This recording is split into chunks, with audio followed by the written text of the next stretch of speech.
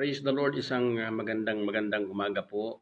Minsan pa, this is breakfast with the Lord at sa katauhan po ng mga lingkod ng Diyos, Pastora Ana Teresa Calugtong, Pastora Che Hubilla, and Pastora Gemma Ditubio. Ito po ang inyong lingkod, Pastor Fred Reyes, upo makakasama ninyo upang patuloy na pagsalusaluhan ang mensahe ng mabuting balita. So, sa mga anak ng Diyos, good morning po. Good morning at Happy New Year po. Happy coming 2021. Praise the name of the Lord. Today is December 31. Opo, no, araw ng Huwebes. Opo, no, at isang araw na lamang upo na nalalabi para sa year 2020. Opo, no, so kung papaanong tayo ay pinapagtagumpay ng ating Panginoon sa natapos na taon, we do believe na mayroong nakalaang katagumpayan para sa atin for this coming year 2021. So, ayun po, no? Let us rejoice and be glad, for this is the day that the Lord has made. Let us rejoice and be glad in it. Opo, no? So, ganun pa rin po yung takbo ng ating programa. Opo, no, tayo ay nakatutok book by book, chapter by chapter, verse by verse, and we were now in the book of Matthew chapter 24. Opo, verse 1 up to following. So good morning po, good morning po sa lahat. Opo, no, yun pong ating panawagan para sa mga kapatid sa pananampalataya. Yun pong ating programa, atin pong i-share, ating i-post sa atin pong mga Facebook account. I-share po natin sa atin pong mga kaibigan. Opo, no, at ganun din po yung ating YouTube account. I-like po natin, i-share po natin, and then i-subscribe po natin. Praise the name of the Lord. Hanapin po lamang natin Joan Carol Morales. Opo, no? At ayun po, doon natin makikita yung atin pong mga program. I-subscribe po natin para ma-update po tayo sa atin pong mga programa. Opo, sa atin pong mga live videos o live preachings. Opo, no? So, good morning po sa lahat. Good morning. Yun pong ating daily pledge of prayer. Do not forget to pray always. Opo, no, napakahalaga po ng ating mga panalangin. Lalo na sa panahong ito na mayroon na namang panibagong issue ng pandemya. Opo, no, mayroon na namang panibagong issue ng COVID. Opo, no, kakaiba sa COVID-19. Opo, at tinawag ko nga po ito kahapon na COVID-20.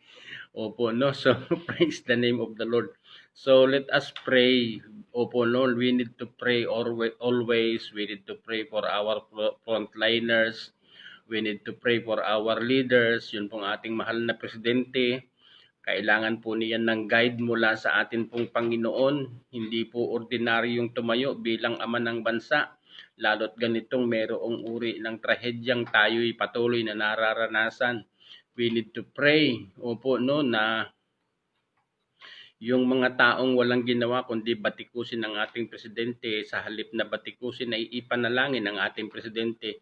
The more na sinusuportahan po natin ang ating presidente, the more na siya ay nakakapag-isip ng tama at hindi siya napipressure sa kanyang mga ginagawa. Opo, no? So ayun po, no, we need to pray for our medical communities. Opo, yung mga nasa medical communities.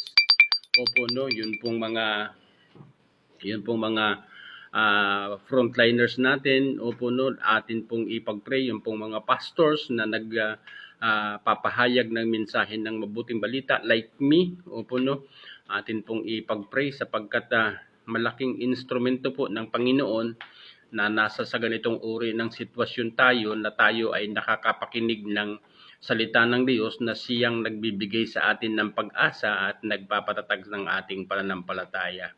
So ayun po, no, good morning sa mga anak ng Diyos. Opo, no, tayo po ay magsisimula na, but before we do that, I would like to greet good morning kay Sister Veneranda Castillo. Opo, no, good morning kay Sister Merlin Vergara, opo no, kay Ate Meli Mateo Ballester, good morning. Ganon din kay Franz Margalio, opo no, magandang umaga po sa inyong lahat. Pagpalain kayo ng atin pong Panginoon, opo no. So, tayo po'y magsimula na. Let us pray first. Father God, this morning we come before you. We humble ourselves before you, O God. Amin pong patuloy na ina-acknowledge ang iyong presensya sa amin pong kalagitnaan. Amin pong patuloy na ipinapagkatiwala sa iyo ang amin pong mga buhay. We do believe, Father, that without Jesus, we can do nothing. That's why we are praying. Samahan mo po kami at ikaw po ang patuloy na gumamit sa iyong abang lingkod. Ang mensahe ng mabuting balita ay patuloy mong gamitin upang turuan kaming magtiwala sa iyo, Panginoon. Turuan kaming dumepende sa iyo. Kaya naman sa iyo namin ipinapagkatiwala ang lahat. And then we acknowledge, Father, na kami po ay mahina. Kami po ay makasalanan. Kami po ay maraming mga kapalpakan na hanggang ngayon ay amin pong patuloy na nagagawa.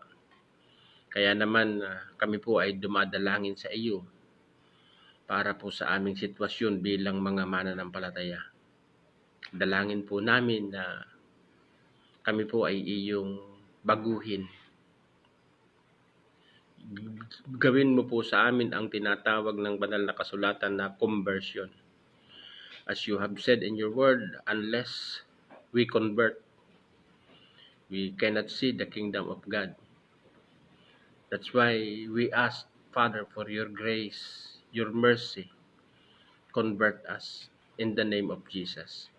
So, Father God, salamat po na kami nga ay naandito na at nakakapakinig na ng iyong mga salita. We are hoping, Father, na nakatalaga sa panahong iyong itinakda ang amin pong pagbabago. Kaya, Panginoon, salamat.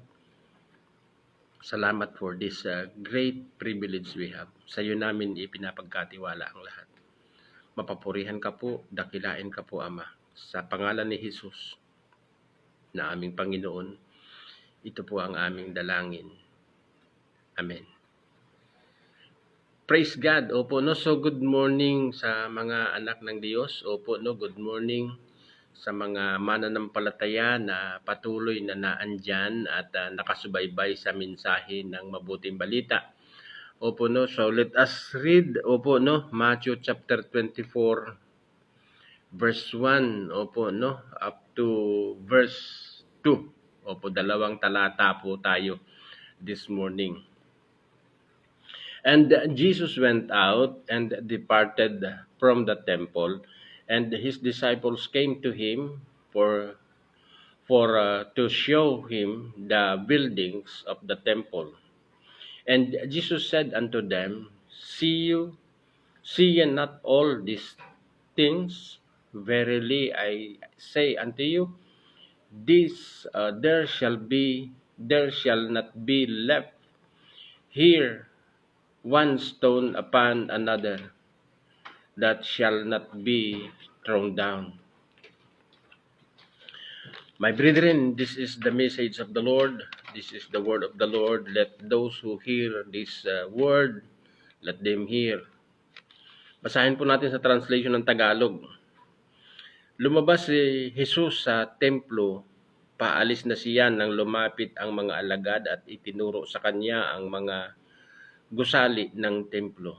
Ngunit sinabi niya, nakikita ninyo ang mga gusaling iyan? Tandaan ninyo, darating ang araw na wala riyang matitirang bato sa ibabaw ng kapwa bato.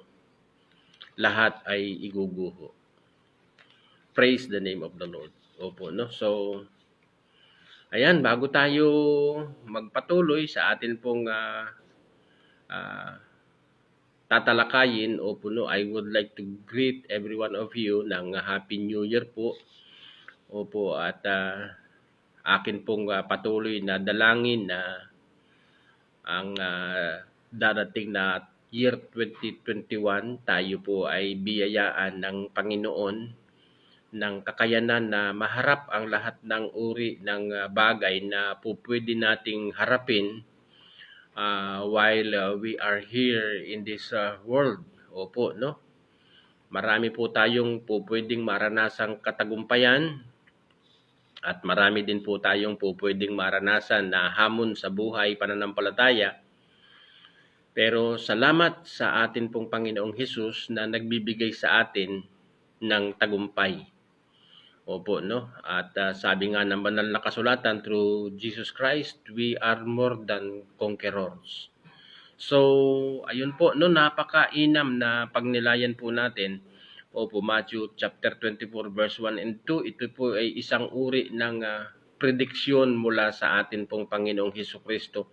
Isang uri ng propesiya na mangyayari sa templo. Hindi ko po gaanoon kabisado yung eksaktong pangyayari, opo, no, sa panahon ng pagkawasak ng templo, opo, no, anong panahong ito, sa panahong iyon, opo, no, kasi kung atin nga pong babalikan ang sitwasyon ng templong ito na tinuturo ng mga alagad sa atin pong Panginoong Hesukristo, sa panahong iyon ang templo ay napakaganda sapagkat ito'y bagong renovate, opo, no, bagong pagpapagawa, bagong pagsasaayos. Praise the name of the Lord.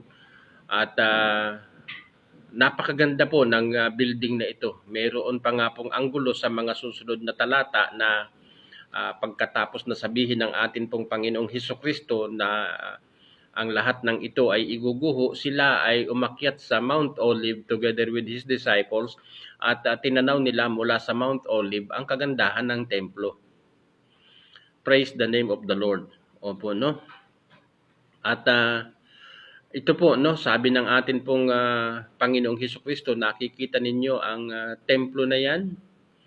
Opo, no, nasa kung saan ay nais na ituro sa kanya ng kanyang mga alagad, pero pauna nang nagsalita ang ating Panginoong Hesukristo about that temple, na sa kung saan ay ang Diyos din mismo ang nagbigay ng instruction kay Haring Solomon how to build it, how to make it.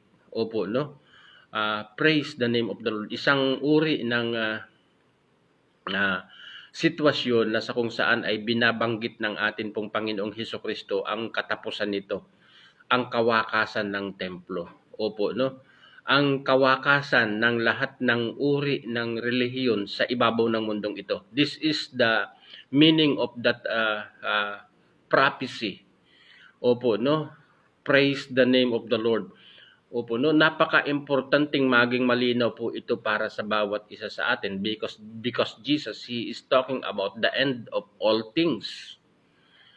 Opo, no, napakahalaga po na maging malinaw po ito para sa atin kasi ang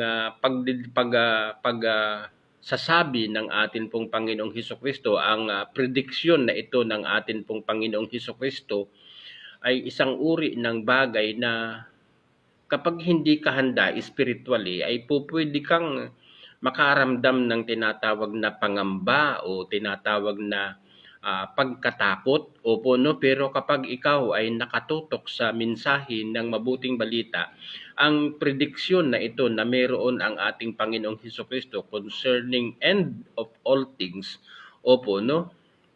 At ang sabi nga niya, walang ititirang bato sa ibabaw ng kapwa bato. Opo, no, ito ay nangyari literally.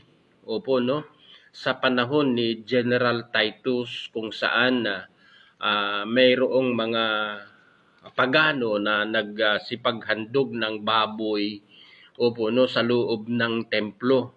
Opo, no, sinalaula ang templo at dahil nga po sa sitwasyong iyon, opo, no, sa kung saan ang Jerusalem ay sinalakay ng isang malaking hukbo ng Imperyo Romano na pinangunahan na ni General Titus o General Tito. Opo, no, ang templo po ay nawasak at wala pong naiwan maliban sa tinatawag na yung Wailing Wall, na sa kung saan sa kasalukuyan ay patuloy na pinananalanginan ng mga Hudyo, opo, na member ng relihiyong Judaism. Opo, no? Nagpapatuloy pa rin ang tinatawag na relihiyong Judaismo at sa napakaraming relihiyon na mayroon sa ibabaw ng mundong ito. They were continuously, opo, no, active, opo, no, pero ang atin pong Panginoong Hesukristo, He declared the end of all things, opo, no, specifically religion, opo, no, ano ang kadahilanan sapagkat nais na ipaunawa ng Diyos sa mga nilikha na walang permanente dito sa ibabaw ng mundong ito, including religion. Opo, no, ang ginawang main point, opo, no, o ginawang PowerPoint ng atin pong Panginoong Hesukristo, opo, ay ang templo. Ano ang kadahilanan? Sapagkat sa panahon ng atin pong Panginoong Hesukristo, and maybe until now, opo, no, ang dinidiyos o pinapahalagahan ng napakaraming tao sa mundong ito ay walang dili iba kundi ang relihiyon.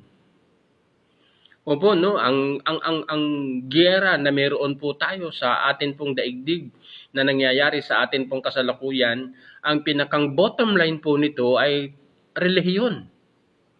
Muslim against Christian. Opo, no, Christian against ano bang tawag nito? Communism. Opo, no, Christianism against communism. Opo, no, Christianism against Mohammedanism. Opo, no, ito po yung bottom line ng giyera na meron po tayo sa mundong ito na atin pong ginagalawan. Opo, no, that's why Jesus, he predicts the end of all things. Nakikita ninyo ang gusali na yan? Opo, ang kaningningan ng mga building na yan, ang ganda ng istruktura na meron ang building na yan. Opo, no, lahat ng yan, sabi ng ating Panginoon, iguguho at walang ititirang bato sa ibabaw ng kapwa bato. Opo, no, this is the prediction, opo, ng atin pong Panginoong Hesukristo. At sa mga prediction na ito na mayroong ibinigay ang atin pong Panginoong Hesukristo, opo, no, dito po siya binabati ko sa atin pong kapanahunan ng mga atheist. Opo, no, dahil matagal na pong nangyari yung kanyang prediction patungkol sa katapusan ng lahat ng bagay, and yet hanggang ngayon ang mundong ating ginagalawan ay buo pa rin. Opo, patuloy pa rin nag-i-exist at nagpapayabangan ang napakaraming relihiyon na meron sa ibabaw ng mundong ito na atin pong ginagalawan. Opo, na andyan pa rin ang tinatawag na bangayan. Opo, no, na andyan pa rin ang tinatawag na pagalingan.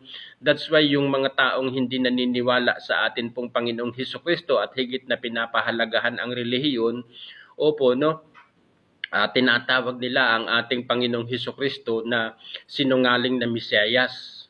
Opo, no?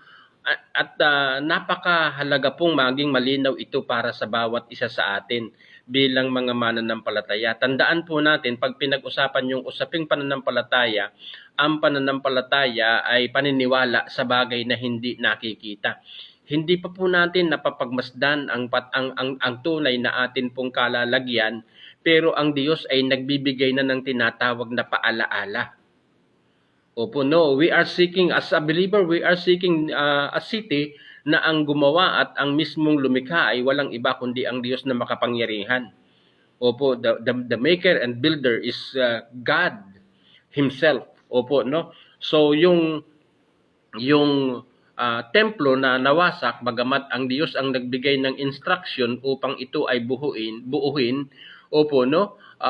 Malinaw po para sa atin na ang gumawa nito at naging engineer or maybe engineer si Haring Solomon. Opo, no? Praise the name of the Lord, kasi po ang nagporma nito o ang arkitekto ay walang iba kundi ang Diyos. Opo, ibinigay lang niya kay Haring Solomon ang pamamaraan how to build it Praise the name of the Lord. Pero malinaw pa rin po na bagamat ito'y disenyo ng ating pong Panginoon, disenyo ng ating Diyos na ipinagawa kay Haring Solomon, malinaw pa rin po ang katotohanan na ang lumikha nito ay tao. Opo, no? Naging pansamantalang panuluyanan ito ng ating pong Diyos. Opo, no? Sa panahon ni Haring Solomon at sa mga dumating pang mga taon. Opo, no, pero dumating po ang panahon ng bagong tipan at nagkaroon ng tinatawag na pagbabago. Opo, no, at sinabi nga ng Acts chapter 17, siya ang Diyos na lumikha ng lahat ng bagay sa mundong ito, hindi siya tumatahan sa bagay na nilikha ng tao o mga bagay na ginawa ng kamay ng tao. Bakit? Sapagkat sabi ng unang Korinto chapter 6 o chapter 3, at saka chapter 6, opo, no, ang atin pong katawan, ang templo ng banal na espiritu. So, Jesus, He is talking about even this body. Opo, no, ito po ay babaguhin ng atin pong Panginoon. Mayroong wakas ang atin pong mga physical na katawan. Hindi ito permanente. Opo, no? Praise the name of the Lord. Nung sabihin ng atin pong Panginoong Hesukristo ang katagang ang lahat ng iyan ay iguguho, walang maiiwang bato sa ibabaw ng kapwa bato, ang prediksyong ito ay hindi lamang kumakatawan sa templo, opo, no, nasa kung saan sa kapanahon ng iyon ay punong-puno ng karektan at kaningningan. Opo, ang prediksyong na ito na mayroon ng ating Panginoong Hesukristo ay kumakatawan sa lahat ng bagay na mayroon sa ibabaw ng mundong ito. Opo, no, including the entire, opo, no, universe. Praise the name of the Lord. Opo, no, ito'y isang uri ng prediction na dapat na maging malinaw po para sa atin. Binanggit ito ng Book of Hebrew chapter 12. Opo, no, sabi dito simulan po natin sa verse 22. Opo, no. Pagpaumanhin po ninyo at medyo malabo ang mata ni Pastor Fred. Opo, no. Praise the name of the Lord. Chapter 12 verse 22, sabi dito, ang nilapitan ninyo ay ang bundok ng Sion, ang lungsod ng Diyos na buhay, ang Jerusalem sa langit. So look at this. Opo, no, the Bible is talking about Jerusalem in heaven, city of Jerusalem in heaven, not physical Jerusalem, but spiritual Jerusalem. Opo, there is a city in heaven, opo, no, nasa kung saan ay ihinanda ng Diyos para sa mga mananampalataya, sapagkat ang physical Jerusalem na naandito sa ibabaw ng mundong ito ay mawawala. Opo, no, pagdating ng panahong iyon. Sabi dito ng atin pong Panginoong Hesukristo, o nang sumulat ng Book of Hebrew, ang nilapitan ninyo ay ang bundok ng Sion at ang lungsod ng Diyos na buhay, ang Jerusalem sa langit na kinaroroonan ng di mabilang na mga anghel. Lumapit kayo sa masayang pagkakatipon ng mga ibinibilang na panganay na nakatala sa langit, Lumapit tayo sa Diyos o lumapit kayo sa Diyos na hukom ng lahat at sa mga espiritu ng mga taong banal na naroon na sa dakong inilaan sa kanila ng Diyos. Lumapit kayo sa Kanya o lumapit kayo kay Jesus, ang tagapamagitan ng bagong tipan, at sa dugong nabubo na ang isinisigaw ay kaiba sa isinisigaw ng dugo ni Abel. Kaya't mag-ingat kayo at makinig sa nagsasalita. Ang tumangging makinig sa nagsasalita sa kanila dito sa lupa ay hindi nakaligtas sa parusa. Gaano pa kaya tayo kung tayo ay tumangging makinig sa nagsasalita mula sa langit? Opo, no? So, sabi dito sa verse 26, dahil sa kaniyang tinig ay nayanig noon ang lupa. Ngunit ipinangako niya ngayon, minsan pang yayanigin ko hindi lamang ang lupa kundi pati ang langit. Ang mga salitang minsan pa ay maliwanag na nagpapakilalang aalisin ang mga bagay na nilikhang nayayanig upang manatili ang mga bagay na hindi nayayanig. Opo, no? Do we see this? Isang uri ng prediksyon kung papaanong ang Matthew chapter 24 verse 1 and 2 ay isang uri ng prediksyon na ibinigay ng atin pong Panginoong Hesukristo para sa darating o para sa isang pangyayari na darating sa darating na panahon. Opo, no?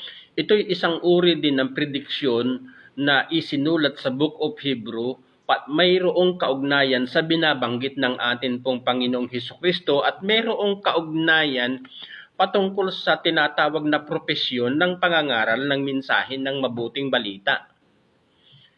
Opo, no? Kung walang katapusan ang lahat ng bagay na mayroon sa ibabaw ng mundong ito at ito'y mananatili magpakailan-kailanman, alam niyo po, wala tayong aasahan mula sa atin pong Panginoong Hesukristo. Walang silbi ang pangangaral ng mensahe ng mabuting balita. Opo, kasi lalabas na ang tao ay isisilang mamamatay, walang muling pagkabuhay ng mga namatay kung permanente ang mundong ito. Opo, no? Kung walang pagkabuhay ang mga namatay, opo, wala tayo, walang katotohanan ang sinasabi ng mensahe ng mabuting balita.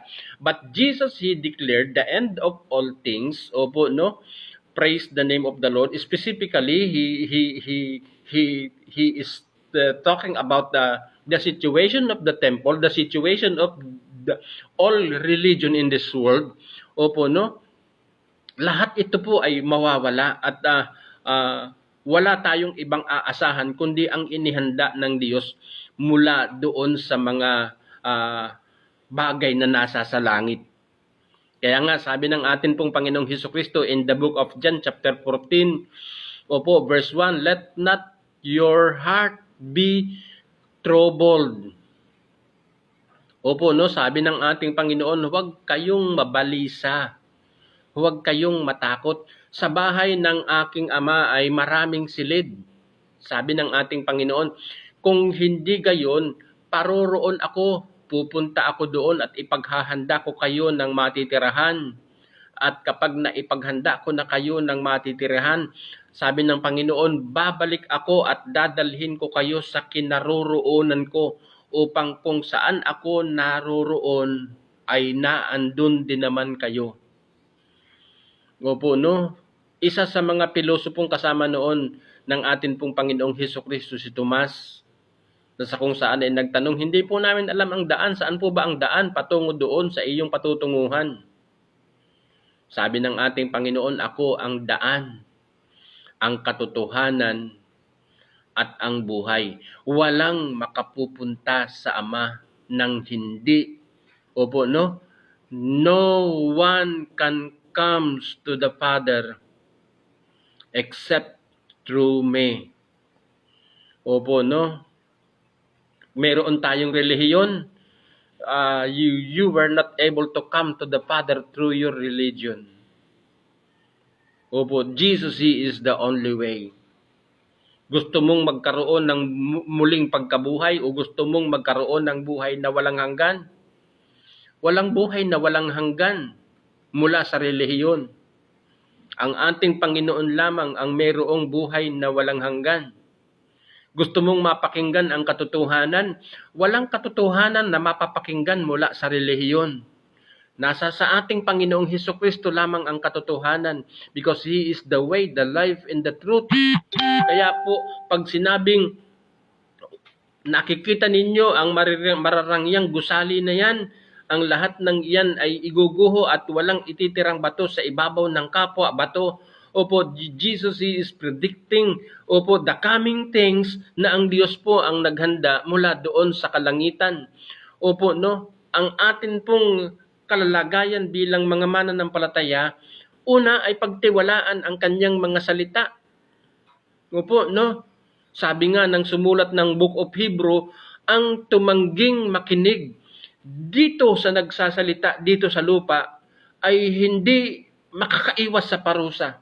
Gaano pa kaya kung ang atin pong tanggihan sa pakikinig ay ang nagsasalita mula sa langit. Opo, no? At sa panahong iyon, kung saan kasama ng atin pong mga apostol, ang atin pong Panginoong Hesukristo, ang nagsasalita sa harap niya ay mamamayan ng langit. Ang ating Panginoong Hesukristo na nagkatawang tao, siya ay nagmula sa langit. Opo, no? Sabi ng mga relihiyon o ng ilang mga relihiyon, opo, no? Ang atin pong Panginoong Hesukristo ay kabilang sa mga nilikha ng Diyos. Praise the name of the Lord. Ang atin pong Panginoong Hesukristo ay isang bulaang propeta, sabi ng mga ateista. Opo, no? Ang atin pong Panginoong Hesukristo ay isang ordinaryong tao lamang, sabi ng mga hindi nananampalataya sa Kanya. Pero sa atin na mga mananampalataya, sa atin na mga tinawag ng ating Panginoon, we do believe that Jesus, He is God. Opo, no? Hindi lamang siya basta tao. Opo, no? Praise the name of the Lord. Siya ay nagmula sa langit, representative ng Diyos para sa atin. At sa pagbalik niya sa langit, opo, no, siya ay tao, representative ng tao sa harap ng Diyos. Ito yung posisyong ginagalawan ng atin pong Panginoong Hesukristo.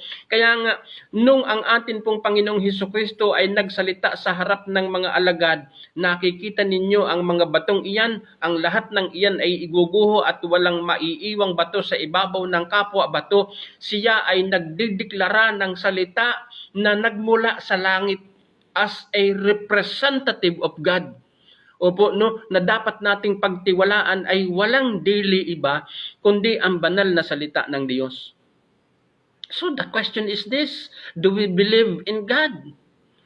Opo, no, if we believe in God, opo, no, hindi natin dapat katakutan ang mga bagay na sa kung saan ay nagbibigay sa atin ng tinatawag na pag-asa.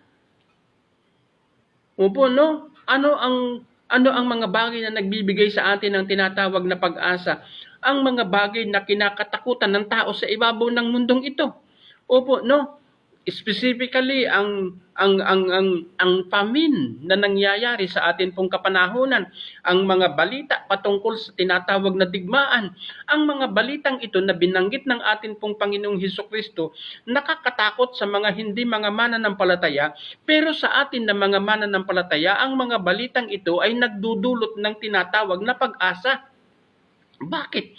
Sapagkat ito'y nagpapatunay sa mga bagay na binanggit ng atin pong Panginoong Hesukristo.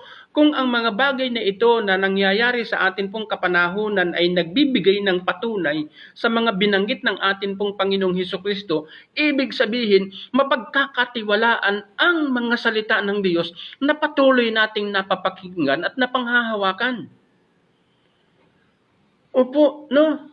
So, ibig sabihin, kung nangyayari ang mga balita patungkol sa digmaan, kung nangyayari ang mga balita patungkol sa mga famine, sa mga plagues na mayroon po sa atin pong kapaligiran, opo, no, dadating ang panahon, ayon sa itinakda ng atin pong Panginoon, mangyayari din ang kanyang ipinangako na siya'y makikita nating nasa mga alapaap para sunduin ang mga mananampalataya.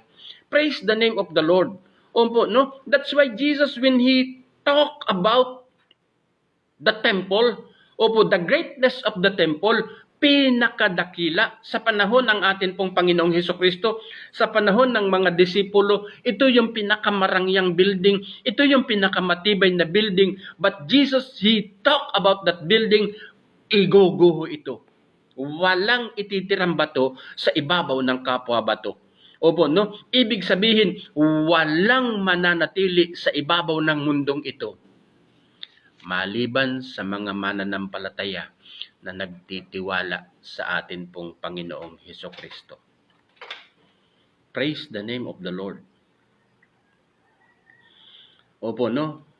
Gusto ko pong ulitin, walang maiiwan sa ibabaw ng mundong ito maliban sa mga mananampalataya na nagtitiwala sa atin pong Panginoong Hesukristo.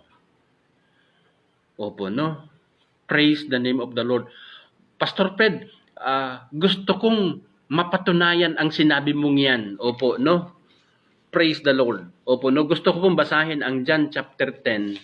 Opo, no, verse 27.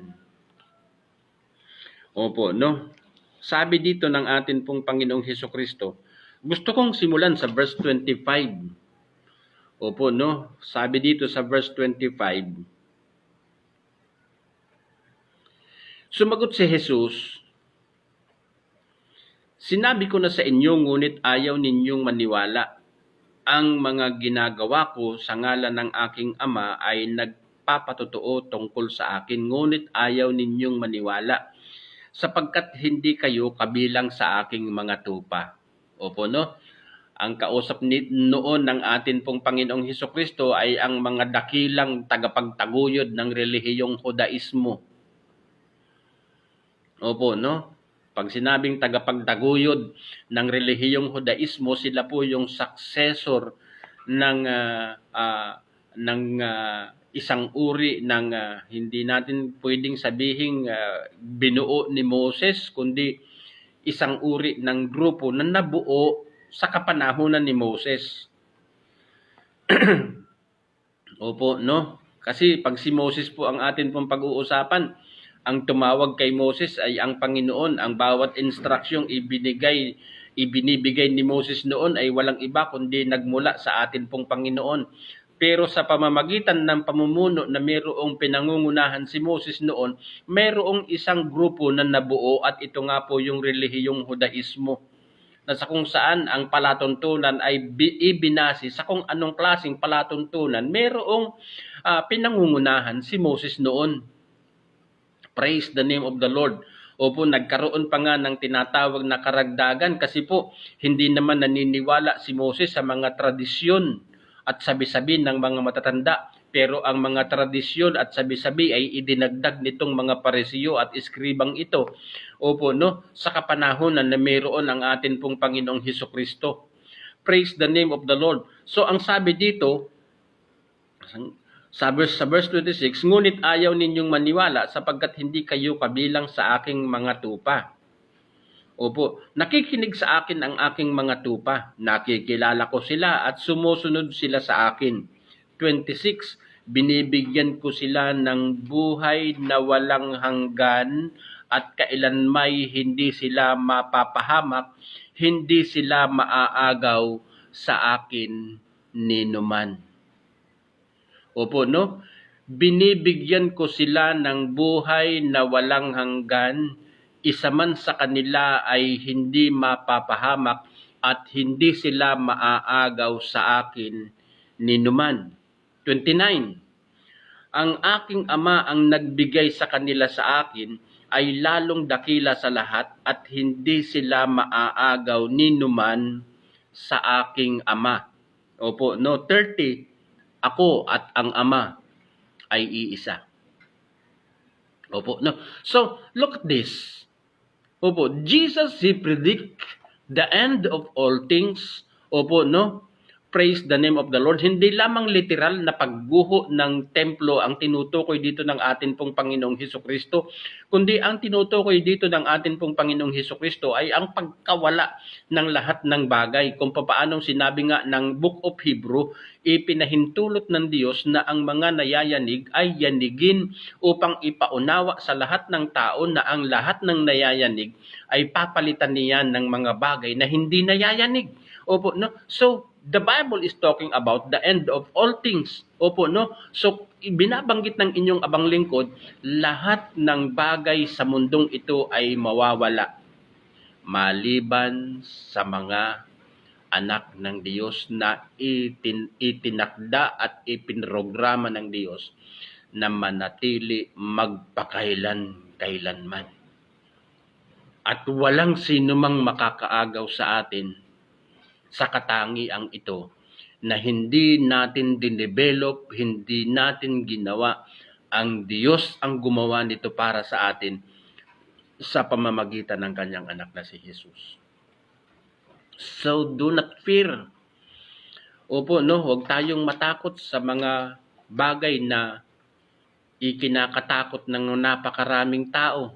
Balita patungkol sa digmaan, balita patungkol sa famine, balita patungkol sa mga paparating na kamatayan, hindi natin dapat katakutan. Magtiwala sa atin pong Panginoong Hesukristo. Bakit? Sapagkat sabi ni Santiago, ang takot ay kaugnay ng parusa. Opo, no?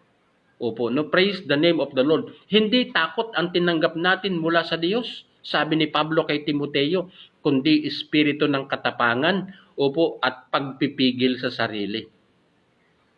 Opo, no? So pag sinabing pagpipigil sa sarili, hindi lamang ibig sabihin po nito ay mayroon tayong kinaiinisan na naandyan sa tabi natin at sasabihin natin kung hindi lang ako nagpipigil ay nasabunutan ko na ito. Hindi po ganon. Pag sinabi pong pagpipigil sa sarili, ang ibig sabihin po ng katagang pagpipigil sa sarili ay yung patuloy na pagtitiwala sa Diyos sa kabila ng may mga pagkakataon na nagre-react ang atin pong mahihinang pisikal na katawan. We are weak. Opo, kay dali nating matempt, kay dali nating matukso, kay dali nating maingganyo at mahikayat sa mga matatamis na pangungusap ng mga taong hindi naman Kristiyano. But along the way, kapag napapakinggan po natin ang mensahe ng mabuting balita, mula sa mali ay muli tayong naiibalik sa tama. Opo, no, ito yung ating kondisyon. Ano ang kadahilanan? That's why ito po yung dahilan kung bakit tinuturuan tayo ng ating Panginoon patuloy na makinig ng mensahe ng mabuting balita, magtiwala sa Kanya at manangan sa Kanya, lumapit sa Kanya. Praise the name of the Lord. So, John, opo, no? Chapter 10, verse 28, 29, walang sino man po pwedeng makaagaw sa Kanya, sa atin, opo, no, sa ilalim ng Kanyang pamamahala. Ano ang kadahilanan? Opo, no, kung sinabi ng ating Panginoon sa verse 26, hindi niya sila Kanyang mga tupa, opo, no, hindi tayo maaagaw sa kamay ng ating Panginoon sapagkat tayo'y Kanyang mga tupa. Magtiwala lang po sa atin pong Panginoon. Manalig sa Diyos. Ano man yung mga balitang naririnig natin sa kapanahunan, ano man yung mga sitwasyon na meron tayong nararanasan, yun nakikita po natin yung ating direction patungo tayo sa pagkamatay ng ating pong physical na katawan. Nothing to worry about. Opo, there's nothing to fear. Opo, no, hindi kayang agawin ng kamatayan ang buhay na walang hanggan. Hindi kayang agawin ng relihiyon ang ating buhay na walang hanggan. Hindi kayang agawin, opo, ng anumang uri ng karektan meron sa mundong ito na meron ang atin pong buhay na walang hanggan. Opo, ang atin pong kaligtasan ay mananatili magpakailan-kailanman sapagkat hindi ito nilikha ng mga bagay na naandito sa ibabaw ng mundong ito. Ang buhay na walang hanggan na meron po tayo ay nilikha ng Diyos sa pamamagitan ng atin pong Panginoong Hesus. At ito'y Kanyang inimplementa para sa atin nung mamatay ang Kanyang anak na si Hesus sa krus. Tayo po'y manalangin. Ama naming Diyos na nasa langit, sa pangalan ni Jesus, sa mga sitwasyong meron po kami sa amin pong kapanahunan, malinaw po ang sinasabi ng banal na kasulatan, malapit na po ang wakas ng lahat ng bagay.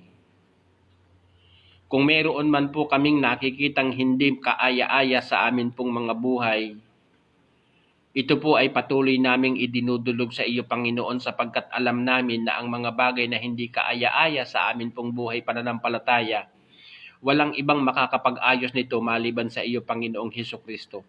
That's why we are here standing before you this morning. Opo, no, patuloy kaming dumudulog sa iyong biyaya, patuloy kaming dumudulog sa iyong habag, patuloy kaming dumudulog sa iyong katarungan at amin pong dalangin, Panginoon, na kami po ay iyong kaawaan, kami po ay iyong kahabagan. Ibuhos po ninyo sa amin ang iyong grasya at iyong loobin, Panginoon, na kami po ay manatiling makatayo ng matatag sa iyong harapan. Hindi dahil kami po ay matatatag o malalakas, kundi dahil meron kaming malakas na pinagkakatiwalaan, meron kaming matatag na pinanghahawakan, meron kaming tinatayuan na sa kung saan ay may kakayanang iligtas kami sa lahat ng uri ng kapahamakan. Ito'y walang iba kundi ang Diyos na makapangyarihan. That's why, Father, we are praying in the name of Jesus. Dalangin po namin kami po ay patuloy mong palakasin at patatagin. Bigyan kami ng sapat na kalakasan upang maharap ang buhay ng mayroong pagtitiwala sa Diyos na makapangyarihan. We are praying, Father, na the more na nakikita namin ang unti-unting pagkawasak ng mundong ito na aming ginagalawan, dalangin po namin, Ama, na makita din po namin ang unti-unting pagbabago ng amin pong buhay bilang mga mananampalataya. So, Father God, we are praying in the name of Jesus at sa umagang ito, akin nga pong idinadalangin ang mga mananampalataya, walang iba kundi sila Ate Meli Mateo Balister, sila Sister Merlin Vergara, Sister Marlene Perilla. We are praying for Sister Helen and Kuya Rick Marsan. Dalangin din po namin sila Brother Michael and Sister Lynette Imperial Malabad, sila Nanay Lucy and Tatay Hunyong Malabad, Brother Dondon Malabad and family. We are praying also, Father God, kila Brother Romnick and Sister Kat Valerio, Brother Victor Condis Geriba, Sister Love Garcia Domingo, si Monica Garcia Domingo, ganun din po si Sister Mary Grace Viñas at ang kanyang anak. Praise the name of the Lord. Si Franz Margalio, si Fumika and Nusumi Matsusaki Margalio, kay Manay Salve, kay Cheryl, kay Faye, kay Jo Marie, kay Jonathan, kay Freshalin, the entire Margalio family, we are praying. Ganun din po kila Sister Leia Limit, Pakturanan, kila Sister Nieves Limit, kila Jibong Baratita, Ate Daisy Abera Baratita, we are praying for Rowena Baratita. Praise the name of the Lord, the entire Baratita family, we are praying. Ganun din po kila Ate Nelia Laraya, kay Kuya Jose Laraya, kay Brother Bart Sibulina, kay Sister Susan and Brother Edgar Limbo, kay Nanay Presi, kay Sister Grace Murillo, kay Sister Oyes at ganun din po kay Sister Nori. Father God, we are praying especially kay Kuya Jose at Brother Bart, ganun din po kay Brother Edgar. We are praying na iyo pong patuloy na ingatan at samahan ang mga anak mong ito. Ang mga sitwasyong mayroon po sila sa kapanahon ng ito ay patuloy na maipagkatiwala sa iyo, Panginoon, sapagkat ikaw lamang po ang nag-iisang Diyos na makapagbibigay ng karampatang solusyon sa sitwasyong ito na mayroon silang nararanasan sa kapanahonan. We are praying for Kuya Fernan Lucero, Brother Rodel Cabanganan, ganun din po sila Sister Estela Teranya, Brother Tito Teranya, Maribeth Reyes Caniega, and then we are praying for the Garcia family, Cheryl and JC, lalo na po sa kanilang anak na si Bea Garcia, 4 years old child na sa kapanahunan ay meron pong problema sa pagsasalita. So, Father God, we are praying for her. We are praying also, Father God, sa BJC, entire BJC, Father God, opo, no? Pitugo, Metro Manila, and Apalit local church. We are praying, Father God. Opo, no? So, we are praying for Pastora Che Hubilia, kay Mama Tila, kay Sister Luz Kurong, kay Kuya Joe Kurong, kay Jason, kay Juby, kay Sail, Father God. Ganun din po sa Escriba family, kay Sister Leia, kay Brother Ronnie, at amin nga pong isinasama sa panalangin si Brother Ronnie na kamakailan lamang po ay nagdiriwang ng kanyang kaarawan. Akin pong dalangin na bigyan mo po ng napakarami pang kaarawan na mararanasan sa buhay na ito at patuloy mong akayin, Ama, na makalapit at lubusang magtiwala sa iyo, Panginoon. We are praying for Brother Eman and Sister Ella, of course, kay Sister Pearl Herrera, kay Brother Christopher Herrera, sa kanilang baby na si Cassie.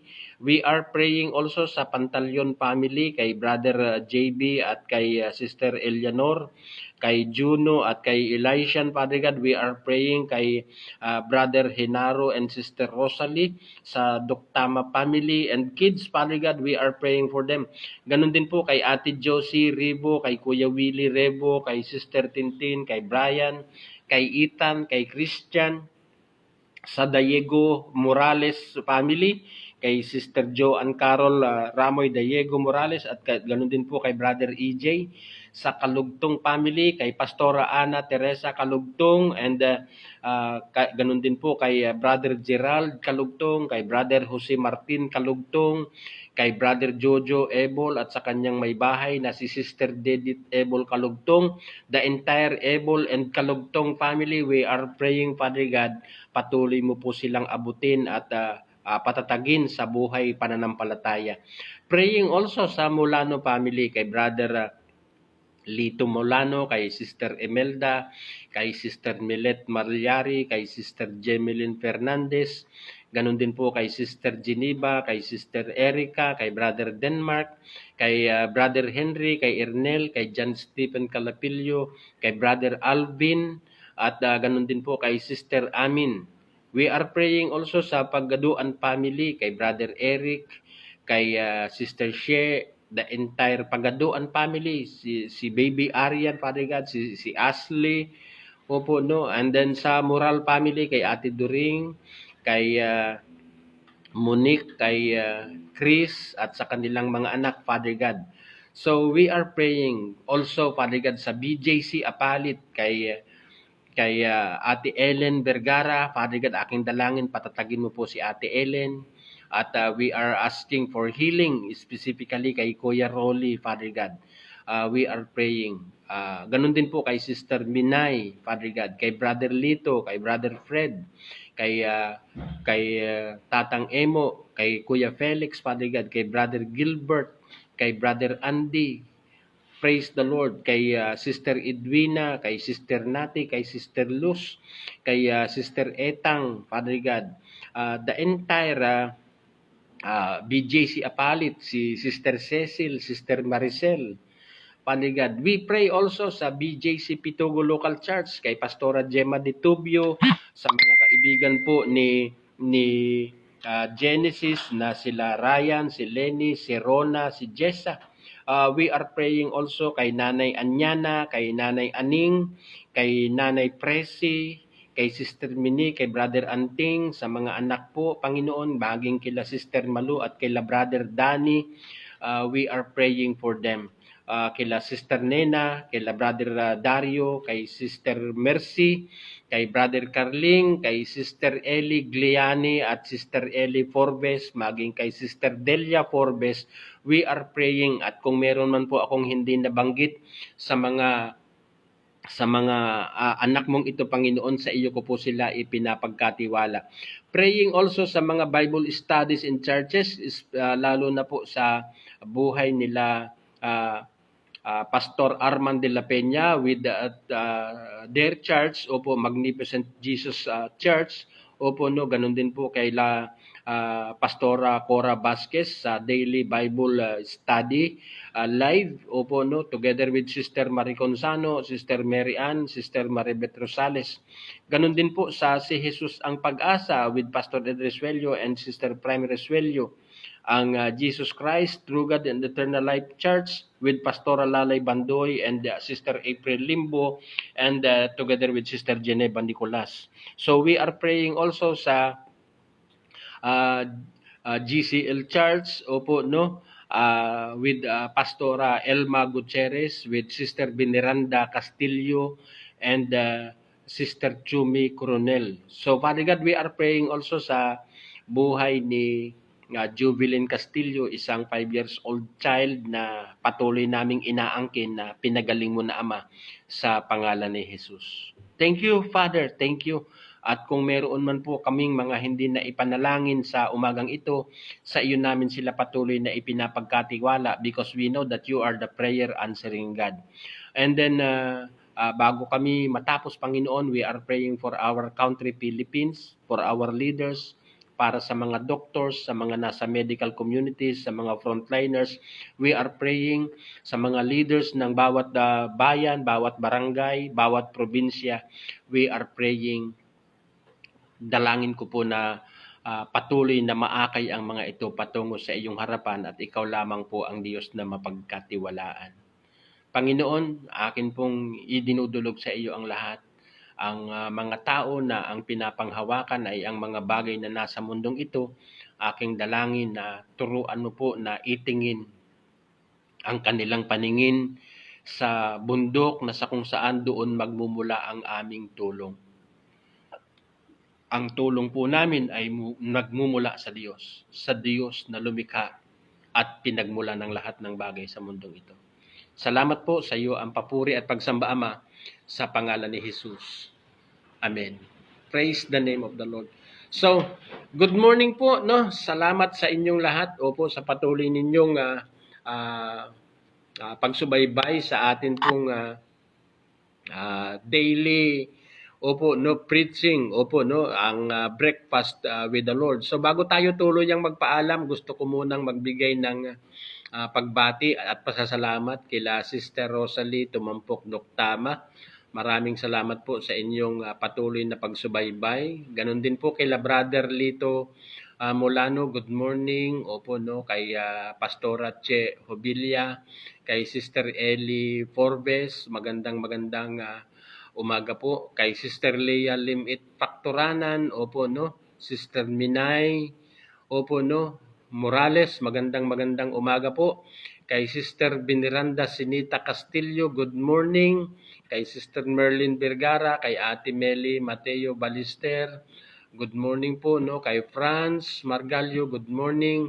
Sa lahat ng mga anak ng Diyos na nag-tune in this morning at sa iba pa na mag-tune in mamaya, sa replay, good morning po sa inyong lahat. Pagpalain kayo ng ating Panginoon. Ang Diyos na naghahari noon, ngayon at magpakailanman ay patuloy na ibuhos ng masagana sa inyong buhay ang pagpapalang hindi kayang ibigay ng mundong ito.